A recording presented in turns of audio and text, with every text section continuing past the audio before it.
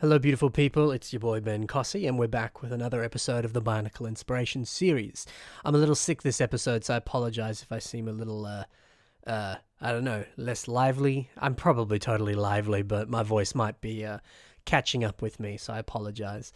But we're still gonna inspire you to build some awesome MOCs yourself, and we're gonna spotlight some different creations from across the community that all relate under the sort of sub theme of Kaiju, or I guess just kind of big old monsters, really.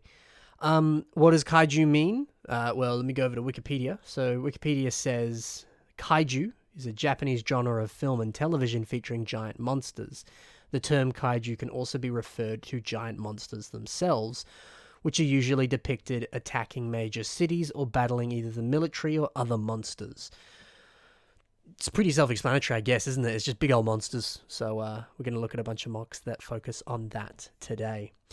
The very first kaiju MOC we have is one we all love, Godzilla, specifically Mecha Godzilla. But this one was called Omega Mecha Reptilian, and it's by Just Torp. I really like this one here because there's so much there's a lot of different kind of tubing elements that are being used, whether it's kind of like that thicker tubing, which we can see on sort of like the belly or the neck, or some of the slightly thinner tubing, which is also on the belly and the neck, but in different places, and also kind of on the crotch as well. There's a lot of different tubing elements in different shapes and sizes that you can get in both. A lot of it appeared in Bionicle, but I mean, it comes in a variety of different sets. And I think it's such a helpful piece, especially for stuff like this, when you're really trying to emulate the look of something mechanical. Because I know it kind of makes sense. You look at like the Terminator robots, or you look at just, I don't know, I guess robots in general. Of course, they would have wires and different sort of tubing to, I don't know, transport electricity or just to make up their body structure and stuff. So really incorporating parts of that just works so perfectly. And I like where he's put it too. You know, tubing around the neck, tubing around sort of kind of where bodily organs would be as well. Like it's in some fashion replicating some part that you would typically see on a typical human. You know, it's the throat, it's the internal organs, it's veins or something like that, but it's being translated into a more sort of like mechanical, industrial looking sort of context instead. So I think that's just really smart. Additionally to the sort of variety of different textures that are used on this, specifically we can see it on sort of like the upper thighs there, using some of those Onawa G2 kind of like shovel weapon pieces. They have that beautiful sort of like grill pattern texture to them. And there's something about that just seems a lot more sort of like metallic, mechanical, which again just seems so perfect for your Mecha Godzilla or any kind of sort of mechanical creature. So I love that he's played with tubing, and I love that he's played with those mechanical, robotic-like textures here, because it's just so perfect for it. I also love, given with the little description we read at the start there, where, you know, kaiju are often battling the military or other other kaiju. I like the fact that he's included a little jet plane there. It's just a nice little detail, and it's actually a pretty snazzy looking design there too. It's been nicely done. And this MOC would have worked perfectly if it was just the Mecha Godzilla on its own, but having the little separate military thing there, I think, is a beautiful little finishing touch there, which really goes a long way. So love that little addition there. Another thing I like is on the head, we can see some really clever little part usages, specifically on the nose, kind of the nostrils, I guess. You can see a minifigure jetpack piece in that sort of flat silver color. It's cool because the sort of like little, I don't know, jetpacky engine-y bits on the end of that jetpack there, they kind of look a little bit like nostrils of sorts, so it's kind of cleverly placed, but it also kind of rounds off the nose very nicely. It's just a clever part use.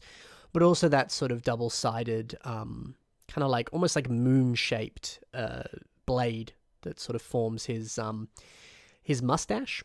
It's kind of a mustache. Whatever it is, it looks cool. Again, I just think that's a nice little detail there. And given the fact that the name of this MOC isn't actually Mecha Godzilla, I like the fact that he's kind of got his own interpretation on Godzilla. So I like that we're going to pretend it is a mustache, because that's fun.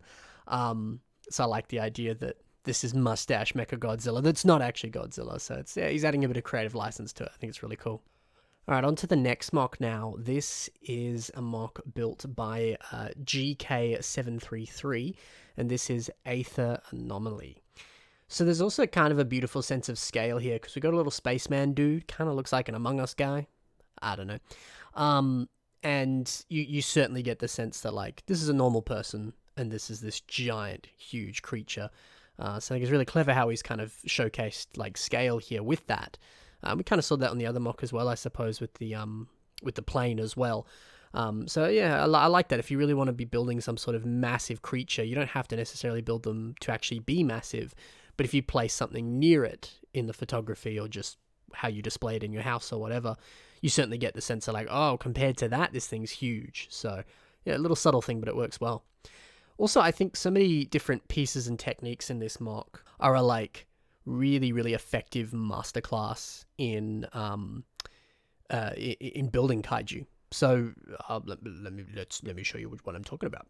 I love the inclusion of these sort of like tube kind of flexible pieces here that are used as like, I don't even know, like hair, a nice mohawk, horns, whiskers, I don't know, something coming out of its head. We see a few other mocks in this episode that use those sorts of style of pieces, and you know, when you look at kaiju from different sort of pop culture and source material, Pacific Rim, or just many other different things, you often kind of see that sort of, I don't know, that interesting look of just sort of like these lines kind of coming out of the head, whether they're spikes or just sort of appendages or antenna or something, I don't know. It's just a nice look, and those pieces are really just fun to use, so definitely using some of those is something to consider. Big strong eyes like that as well, that look a lot more menacing. The fact that he's used some of those like ring pieces and this beautiful piercing green of the eyes there really, really stands out and seems a little bit more menacing. So that's certainly a nice detail.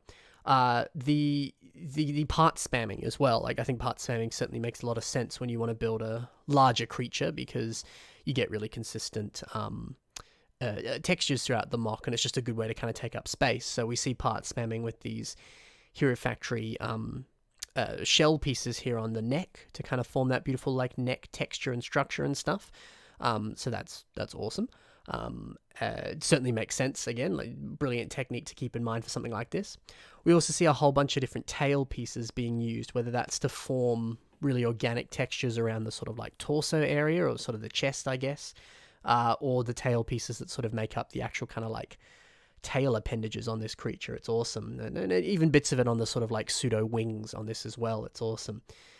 So yeah, some of those different pieces there I think make a lot of sense to build your different kaiju. So if you don't have some of those pieces, maybe it's worth investing in some, or if you're looking for certain pieces to maybe play with to build your own kaiju, I definitely recommend stuff like that, because it's been used so very effectively here, but it's also been used again on all the other mocks we're going to see in this episode. So something to keep in mind, that's for sure.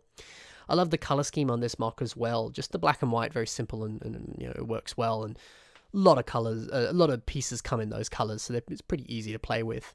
But the hints of little like lavender and trans purple and stuff, they really, really pop up against the black and white. Looks gorgeous. This is a phenomenal mock with just beautiful sort of wispy flowing kind of look to it, whether it's on the wings or the tail and stuff. It's really something special, so it's cool. Looks very otherworldly. It's awesome. On to the next mock now. This is built by Aiden Builds, and this is Kamori. Really awesome bat-like look to this awesome kaiju here.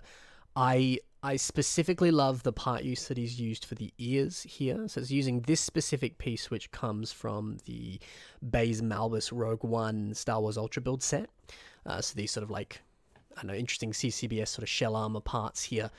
Flipping them upside down like this, and it mimics the look of sort of like bat ears very well. It's a lovely little part use.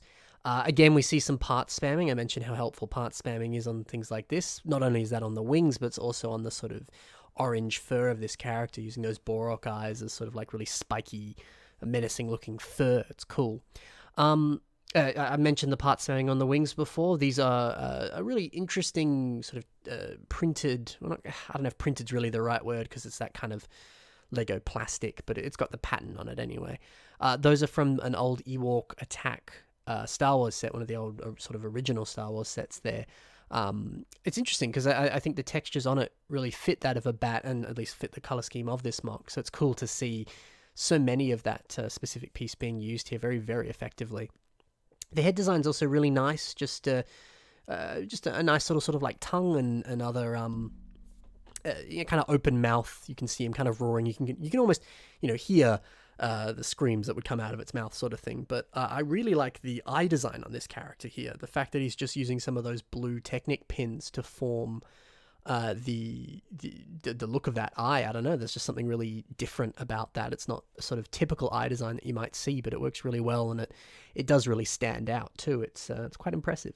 And again, we get a nice sense of scale with these really well built little fighter planes at the bottom here. They're very, very impressive. So yeah, this is beautiful, and it's great to see, again, very similar principles being used that we briefly discussed before. There's certainly some themes between these MOCs. It's cool.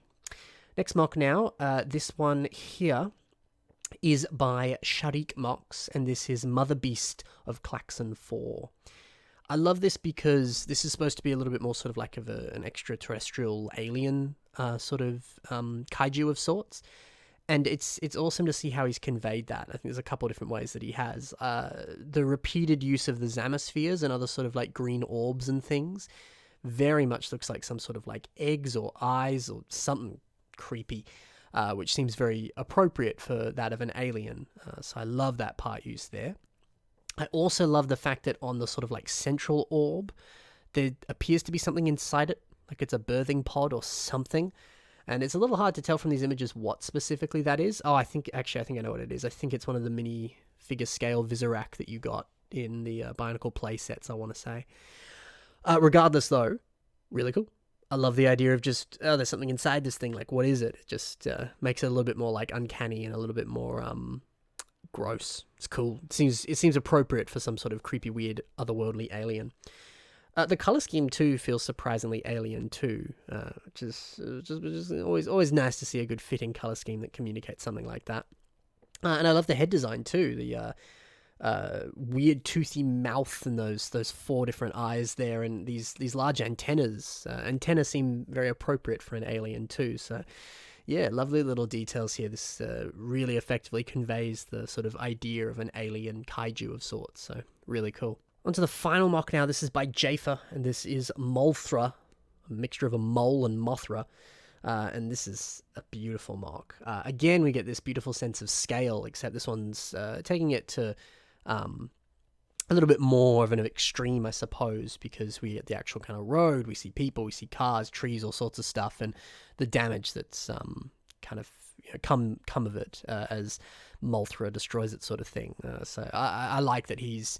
we've seen a few different people kind of playing around with that sort of concept, but Jafer's really done it in a very, very different way, and it certainly shines on this MOC. The beautiful like fur texture on Molthra here is awesome, using a bunch again of parts spamming, and these are using some of the dark brown kind of feather pieces that appeared in a variety of different colors in various Chima sets. So it's a very, very cool piece. And again, we see some of these tubing pieces this time in that sort of like nougat color here.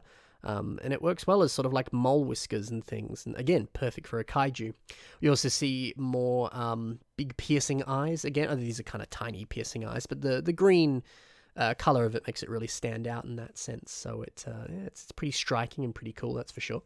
And I also quite love too the inclusion of, once again, like I said, different kind of tail elements and things and claws and stuff.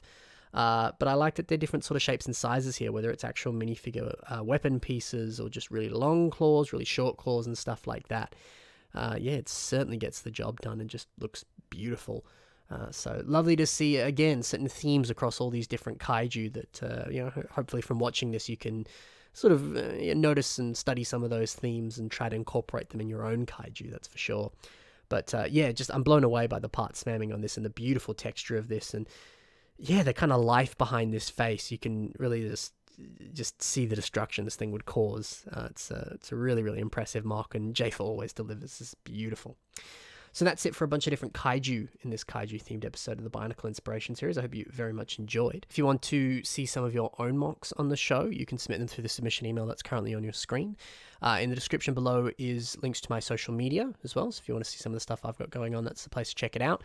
There'll also be links to all the MOCs you saw in today's episode there. And additionally, in the description below is links to my Patreon, and a few other different places and things like that I've got going on, so be sure to check that out. Additionally, I have a big announcement coming up, so stay tuned for the channel because I'll do a video about it, and it's very exciting. So I'll let you know what that is soon because I'll do a separate video on it. I don't want to do it right now. Get excited. All right, I'll see you guys soon. Happy building. Bye for now.